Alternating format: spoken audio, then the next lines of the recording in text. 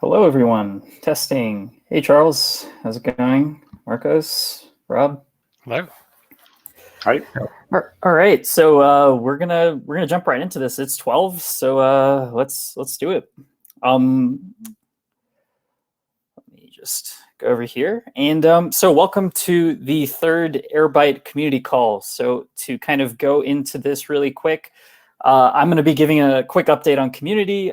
Charles is going to be giving us a update on the engineering roadmap, and will tell us about what we have delivered in May. And we're going to be discussing what the roadmap is for June and past that. And then Marcos is going to give us a quick blurb on user success, kind of the state of user success with the community. And then Rob from Preset, he's going to give an awesome presentation on the tool that he developed for Airbyte. It's definitely don't miss that. He's going to be dropping some really cool knowledge on us about how Airbyte is used at Preset and how he's been developing tools around Airbyte. So let's go ahead and first jump into the presentation. Cool. So basically, as you know, Airbyte ELT standard. A lot of you probably know what Airbyte is, but I guess for the people that don't, we are a open source data integration pipeline, and we are completely open source in the sense that if you want to contribute destination or source connectors, you can do it really easily using our connector development kit, or through speaking with any of our engineers. We are constantly on the Slack, where we have a really awesome open source community, and we've been developing it really quickly, which is, I guess, comes to my next 2 points. First of all, since the last call, we announced our Series A led by Benchmark and Excel. This is really awesome for us because this happened really quick after our seed announcement, but it's going to allow us to grow really quickly. We're going to be basically flushing out the community with lots of more support. We're going to be basically have so many more resources to build connectors for the community, build out the core product, and it's going to be really cool. We announced the Airbyte CDK in the last call. We said that the CDK was about to be released. We already announced it, and we have been seeing a lot of really good use for it. If you want to go ahead and see how to basically use the CDK or get questions about the CDK, make sure to hit up the connector development Slack channel.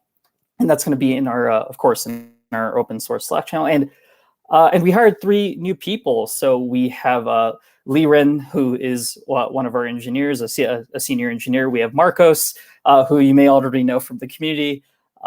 Who he was already an awesome contributor before that. He's going to be doing user success for us. And we have Natalie Kwong, who is our director of operations. And so the thing is that this is the third time we graph like this. Trust me, this isn't the same graph. This is basically usage of Airbyte is going up at a really, really awesome rate, where a lot of people adopt the project.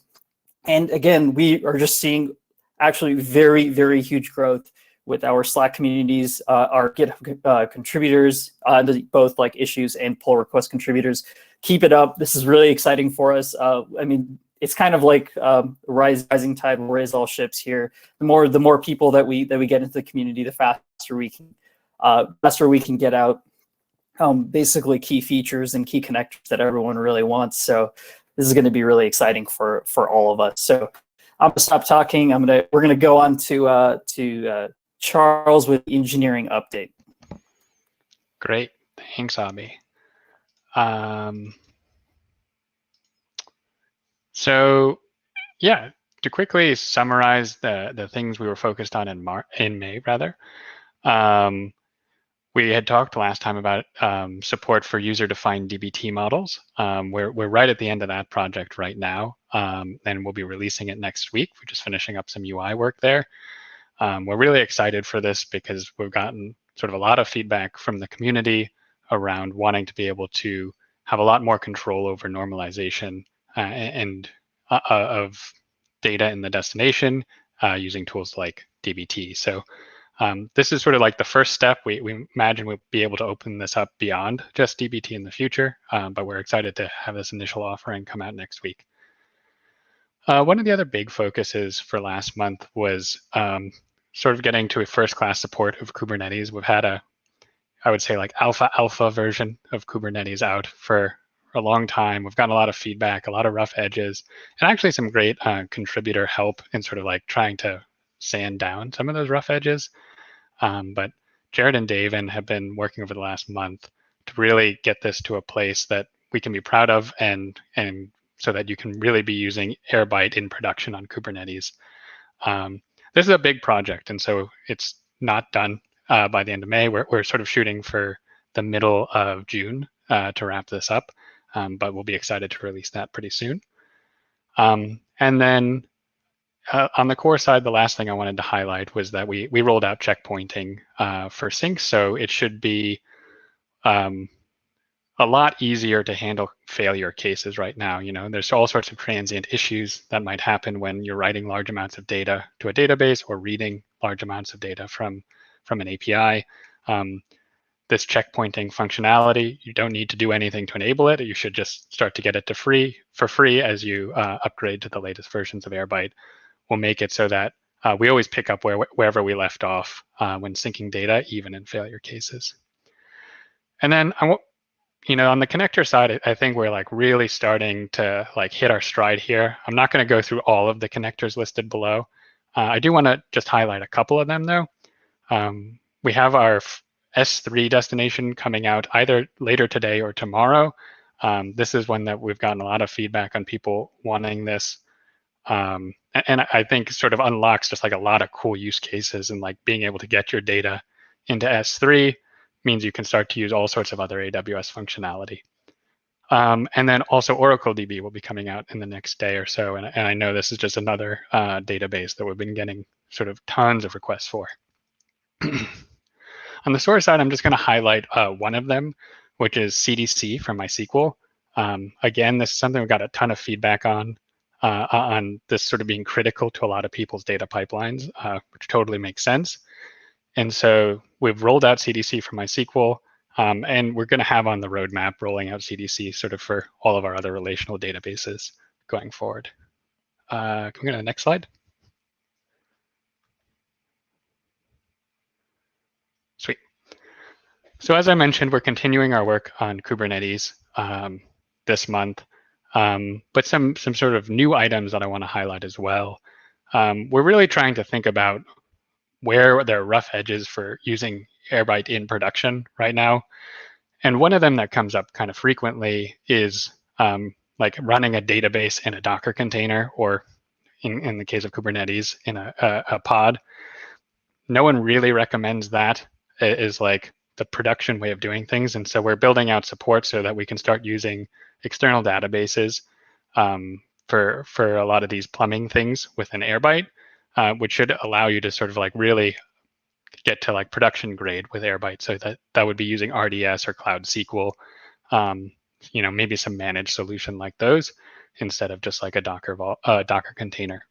And then this third one is something that we've gotten tons of feedback on. We've been trying to massage sort of how namespaces work in destination. So that's sort of like what schema data gets put into. And we really appreciate the feedback we've gotten sort of every step of the way. And we're going to sort of take a next step here. One big piece of feedback is just there's like too much confusion right now if you look in the UI to understand where your data is going to end up in your database. And so we want to get that super crystal clear, and then make that configurable enough so that not only do you know where your data is going, but you like have the ability to make sure the data goes exactly where you want it to go. So look out for that in the next couple weeks. And then lastly, like I said, I think we're hitting our stride with connector stuff. Sharif has been managing this effort here. I believe by the end of the month, the goal is to be getting up to producing 5 connectors a week. So hopefully, the number of connectors will not fit on the slide when we talk to you next month. And then outside of us just building connectors, we're still loving some of the contributions we're getting from the community here as well. That wraps up from me. So, hey, everyone. I'm Marcos, the new user success of Airbyte. My role is to help you guys with some issues. And if you have any issue deploying Airbyte or with your connection, you can reach me or send a message on the issue channel.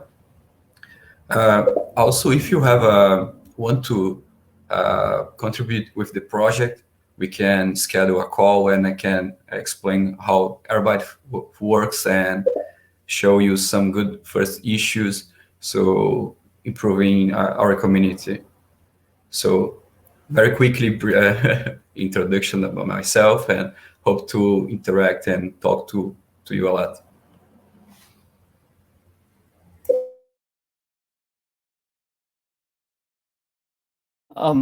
Yeah, just really quick, if you want to go over like the kind of like the main issues that we've been that the users have been running to, and then we can move on to Rob. Yeah. Yes, I've been following the issue channel, and we have some problems with the upgrading process. So we are working on that to improve that, because right now the users need to run some steps of Docker, removing some volumes, deploying the new version, and got some debugging stuff. So we are trying to create a new process that's only a simple command to execute the upgrading. And also other problems we are getting is the catalog JSON from a source, like maybe an API from Salesforce and Stripe. And when a user run a normalization process, is diversion with the DBT type of data. So we are working on that too. So I think this is the most common issues we are seeing and try to improve from our community. So if anyone have feedback, feel free to give that on the Slack channel too.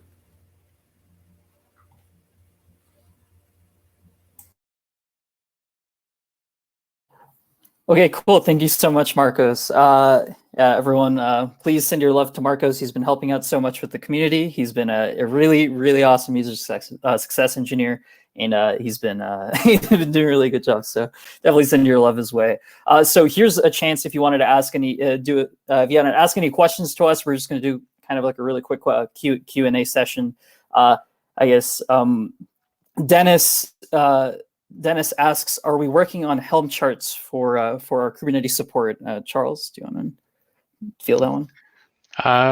Yeah, for sure. Our focus right now is to just get really excellent Kubernetes manifests up and running. So, we think about everything very incrementally. So like that's where our focus is right now. I think Helm charts are actually a great place to look for community support here. And so we would love a contribution here, but it is something we would look to prioritize after we release the Kubernetes stuff. Yeah, I know there's always like discussion about deployment. I think we were considering way down the road maybe an Airbyte operator of sorts, but that's definitely probably kind of like a Q3, Q4 kind of thing. I think Mason already answered Mario's question about does the something about moving the config to the DB. I think that was already answered. Karen asked how many people are watching the session right now. About 30 people. So thank you everyone for showing up to our event. Really glad that we have all of you here. And I guess feel free to continue to ask questions. We can continue to field these questions after Rob's presentation. We could stick around and answer any questions you have. There is a questions tab, so if you want to go ask a question there, that might make it easier to just have a list of those. But honestly, you can just say it in the chat. So now we are going to move on to Rob Stolz. So he has an awesome presentation for us today, which I think he will be taking over as a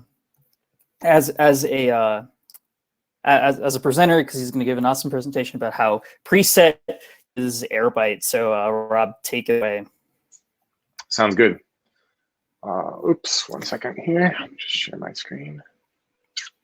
I think here, let me. Yeah, there we go. I got it. Okay, cool. Okay. Oh, whoa.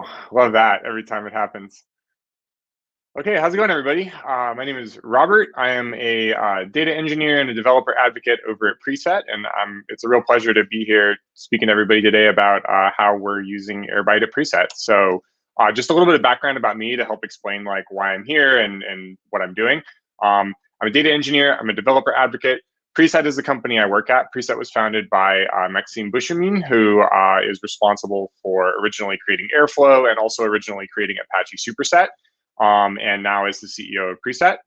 My background personally is in scientific research, software development related to that research, and data engineering. And I'm really focused at Preset on what makes open source communities successful.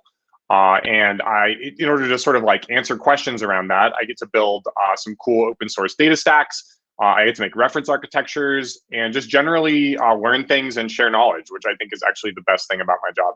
And that's just a picture of me hiking at a really cool place on the peninsula here in Northern California. So I'm presuming that most people in this call are pretty familiar with Airbyte, but I thought maybe I would just provide a quick little introduction to Apache Superset for folks that may not have heard of it or may not have tried it out. Apache Superset is an open source data visualization and BI solution. It works with almost any SQL-speaking data source through SQL Alchemy. We've got some great blogs on actually exactly how SQL Alchemy enables us to do that. It supports query caching, has a really lightweight semantic layer, an integrated SQL IDE, which are all pretty standard features in like super high-end like BI software, except that ours is open source. Also, Apache eCharts integration. So Apache eCharts is another project under the Apache Software Foundation that is basically just making awesome visualizations. And we've sort of chosen them as our primary chart library. So we are sort of supporting an ongoing effort to transition over to eCharts. And with every release, we add more and more cool visualization types to Superset. Also, we support in-chart analytics through Facebook's Profit package and some others. And I've done a live demo and some blogs on using that functionality. So you can check that out if you're curious about it. And also, because we're an open source project and we have a nice open source plugin architecture, Apache Superset is really extensible. And a lot of the companies that use Apache Superset today do so because it is pretty easy to extend. So those are all great things about Superset. If you've never tried it, I would encourage you to go download it and give it a shot. It's really cool. Preset, which is the company I work for, offers Apache Superset as a fully managed SaaS solution. And we'll see that in just a minute here. So at Preset, I'm working on this sort of like community tracker project. It'll eventually get a better name, but that's what I've been calling it.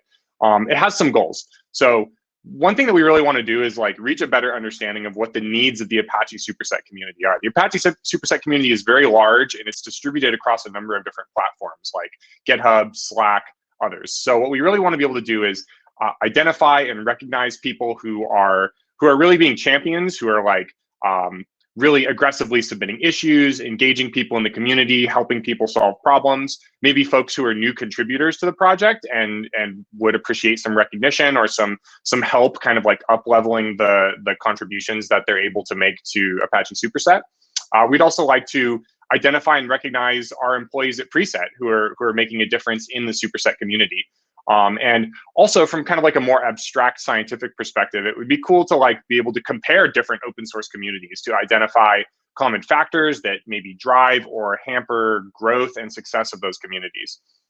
Also, in the spirit of open source, and also because I would like this to be something that's useful for a lot of different companies like Airbyte that are working on open source technology, I would like to make this sort of like a portable reference architecture that's really easy to move onto a different data infrastructure and set up and basically just make it like as portable and self-contained as possible. And also the last goal of this project is for me to just learn stuff, which is one of the excellent things about my job is that I get to choose to prioritize things based on learning. So that's great. So the architecture looks a little bit something like this. I'm using Airbyte as the ingestion layer and essentially am pulling data from a bunch of different, from some essentially APIs for the most part, but also some files in a data lake in S3 and some other places as well. And that data is basically being loaded by Airbyte into a staging environment. And then I'm using dbt and Airflow to perform transformations on that data into a dimensional schema where it can then be connected to Apache Superset or Preset for visualization. So that's kind of like a big picture what the architecture looks like. I'm going to show you kind of like what sort of thing this data architecture enables really quick. So this is Preset. This is our SaaS offering, and basically each one of these is a isolated superset workspace. So I'm going to go into the workspace that's basically connected to this project, and I have a dashboard which is kind of just like a container for charts that I've been prototyping on top of this data, and you can see we can collect all kinds of interesting metrics about what's going on in Slack. What are the time zones of our users? How many users do we have? Who are the most active users on our Slack over the last 30 days? What are the most popular channels? Basically like who has the all-time record for Slack activity, which by the way, I believe that the other developer advocate we have at Preset, Srini, if you haven't seen him around the data community, has just eclipsed Max as the all-time contributor on Slack. So congratulations to him for that. Also, we can see messages by channels, and then we can define things like champions. So people that are very active in particular ways in certain channels or responding to questions or things like that. And we can see who those people are. And we can also chart Slack activity by channel. And then we can do similar sorts of things for GitHub. So we can look at issues, commits, what are the top issues that are generating the most activity. We can look at our history of stargazers. We can have some broken charts at the bottom that are connected to old data models which no longer exist in the database.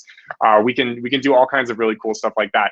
And also, because all this data lives in the same place, we can do things cross-channel as well. So it's possible for us to find people that are really active in Slack and also really active in GitHub. And that's really cool. So this is the sort of thing that this data architecture enables. And let me just go back to the presentation here. So I sort of weighed a bunch of different options for ingestion for this data architecture, and I ended up choosing Airbite. And I wrote a blog, which you can find on the Preset technical blog, about sort of like what my considerations were, comparing Airbyte with another major open source data integration tool called Meltano. The reasons that I really ended up liking Airbyte basically were I found it really easy to get set up and working. I think that we mostly have the containerized architecture to thank for this, but also it seems like the Airbyte team is really focused on keeping things like very, very functional with minimal hassle. So that's awesome. Also, it has kind of a unified way of handling data from many different sources, which I appreciate. We are decoupling extract and load from transform, which really works well with sort of like this data ops model of managing data systems. So I can use dbt for my transformations, but I can use Airbyte for my extract and load. Also, it's open source, and there's a commitment to avoid creating like premium connectors in the future, which is something that could be potentially really annoying down the line if your organization like invests a lot of effort into Airbyte. So that's a guarantee that I really appreciate. Also, I found that the data connectors really kind of just work, which is like something that I really appreciate. I like that a lot. And also, I believe in the architecture and the overall approach. And so, yeah, I think Airbyte is great, and I really enjoyed using it so far. But there are some challenges with managing Airbyte deployments at scale. So, for example, suppose that you want to track 100 different GitHub repos, right? The way that things are currently set up, you would have to create 100 different sources in Airbyte in order to do that. And if it takes you 3 minutes through the GUI to do that for each source, or 5 minutes, you're talking about like maybe 500 minutes spending in the GUI configuring sources, which is like not really practical. Also, there isn't really a super straightforward way to put an Airbyte deployment under source control, which would be, I think, is just a desirable property for anything that's going to be used as part of a data stack.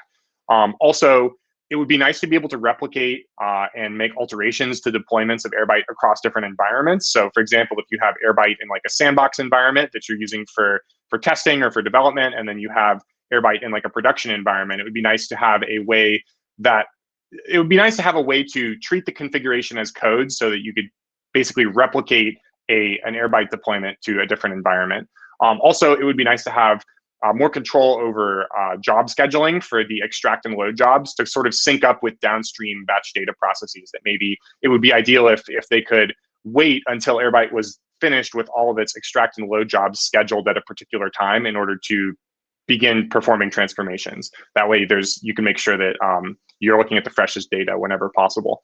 So To address these challenges, I had the good fortune of getting to take a little vacation recently, and while I was on vacation, I got to kind of lock myself in a hotel room and like focus on a side project, which is something I love doing. I was really excited to get to do it. So I've been working on this thing called Airbite Tool, or I'm calling it Airbite Tool, but basically it does some stuff that solves some of these problems. It lets you basically apply configuration that's specified by YAML to an Airbyte deployment. It lets you take a Airbyte deployment that is already existing out there and then basically write the full configuration of that deployment to a YAML file minus secrets. It lets you sync deployments across environments, automate some tedious stuff like token rotation. So for example, if you have 100 GitHub sources and they're all using the same GitHub token, the GitHub API is rate limited based on token and IP address, and it's going to basically make it really annoying to be able to do that. You're going to run into the rate limit constantly. So if you have a bunch of different tokens, it would be really nice to have an automatic way to distribute those tokens across your sources, and also to maybe to like rotate those tokens when they need to be updated. So Airbite Tool is going to basically provide that functionality. Also, directly collect logs and metadata from the Airbyte API. And ultimately, I would also like it to be able to function as a client so that Airbite or Airflow can essentially trigger data pipelines through the API. So I'm going to provide just like a really quick little demonstration of this tool. Very much a work in progress still, but basically here I have a local Airbyte deployment. I've got no sources. And over here, I've got basically a YAML file that specifies what I want my sources in this deployment to look like. And if I wanted to, like, you can see I've got a couple different superset repos here. And if I want to add another one, I can just cut or copy and paste and then just like modify a couple lines. Whatever the access token is going to get ignored. There's a separate secrets file, which basically specifies what the secrets are. So this line is just going to get ignored. And so essentially you can set this up, and you can imagine maybe even automating this, right? Putting more automation on top to sort of build out these YAML files that represent an Airbyte configuration. And then all you have to do is specify the location of your Airbyte deployment and then say what you want to do, which in this case is sync sources. And so we hit that, and then it hits the Airbyte API, and now we refresh, and ta-da, there's our sources. So that's really cool. I'm hoping to like really build out the functionality of this and make it something that's like useful for the Airbyte community. I'm planning to like open source it maybe like next week. So I hope that this ends up being something that's useful for people in the Airbyte community. I've found it to be already useful so far, just for setting up and tearing down tons of data sources. So yeah, that's that. Let me go back over here. So just to wrap up really quick here, what's next for this community tracker project that I've been working on? I'm still finalizing the data model, so that's in progress. I would like to add some automation to the DBT. So I would like to be able to basically generate DBT models from templates to represent an arbitrary GitHub repository, for example. I'd like to make the setup easier, write some more documentation, and then make it available so that people can take this and set it up on their own infrastructure and try it out to be able to like get a sense of what's going on in their own communities. Also, for Airbyte, I'm really excited about the future of Airbyte, obviously, but I think there's some stuff that's high up on my wish list. It's going to be exciting to have a CLI. I think it was already mentioned, user-specified DBT models for data normalization is really exciting. I'm looking forward to having maybe some tools to manage a scaled-up Airbyte deployment through the GUI, rather than using like a sort of a homebrew command line tool. Security features and authentication over the API is something that I think is ultimately necessary, and I'm excited about it. Also, of course, more connectors, right? More data sources and data destinations are going to be really exciting.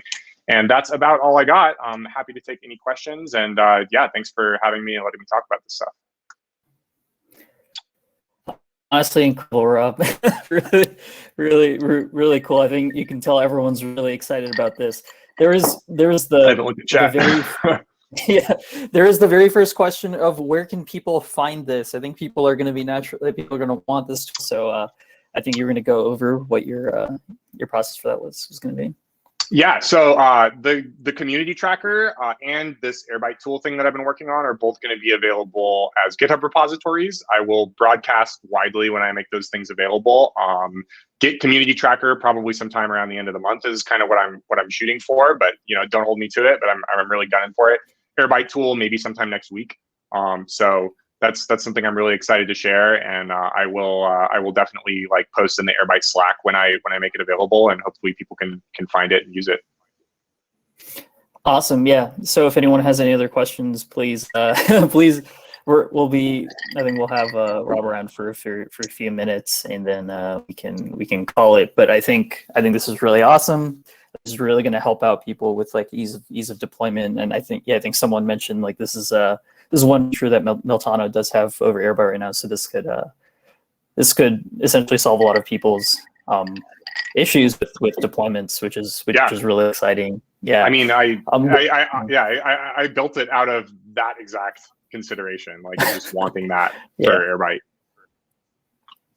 That's really cool. Okay, well, if anyone has any more questions, please send it to us later. You can ask in our dev channel. You can ask in our issues channel. You can go ahead and just basically send that over. Like Rob will be open sourcing this tool in about a week. We'll make sure to signal boost it as much as humanly possible once Rob does have that open source, and we're going to be basically working on trying and making that a first class tool for us. Because I mean, it seems it's a lot of use cases for us overall. Okay, thank you so much everyone for attending the third version of the Airbite community call.